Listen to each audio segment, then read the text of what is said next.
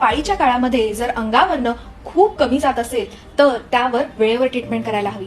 जेव्हा शरीरामध्ये रक्तस्राव कमी जातो तेव्हा एकतर तो रक्तस्राव हा लाल रंगाचा नसतो तर तो काळ्या रंगाचा असतो। त्याचबरोबर अंगावरनं क्लॉट सुद्धा पडायला लागतात, म्हणजेच गाठी पडायला लागतात।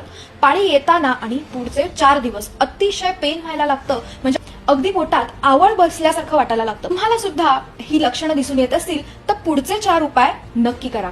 पहिला उपाय म्हणजे तुम्हाला कोरफडीचा जो गर आहे त्याचं सेवन सकाळी अनशपोटी करायचं आहे। कोरफडीचं संस्कृत नाव जे आहे ते म्हणजे कुमारी। त्या नावातच आलं की ती एका स्त्रीसाठी किती महत्वाची आहे। कोरफडीच्या गराच्या सेवनाने तुमची पाळी रेग्युलर व्हायला तुम्हाला मदत होणार आहे। दुसरा उपाय म्हणजे रात्री झोपताना पोटाला तिळाचं तेल लावायचं आहे, म्हणजे पोट आणि ओटीपोट ह्या दोन्ही ठिकाणी तिळाचं तेल लावायचं आहे। ह्याने शरीरात बिघडलेला अपान वायू नीट होण्यासाठी आपल्याला मदत होणार आहे। त्यामुळे पाळीच्या काळात होणारं पेन किंवा जो आवळ बसलेला असतो तो निघून जाण्यासाठी सुद्धा मदत होणार आहे। तिसरा महत्वाचा उपाय म्हणजे रात्री झोपताना तुम्हाला 1 चमचा मेथीचे दाणे हे पाण्यात भिजत घालायचे आहेत आणि त्यानंतर सकाळी उठल्यावर ह्या पाण्याचं सेवन तुम्हाला करायचं आहे। चौथा आणि महत्वाचा उपाय रेग्युलर सूर्यनमस्कार नक्की करा।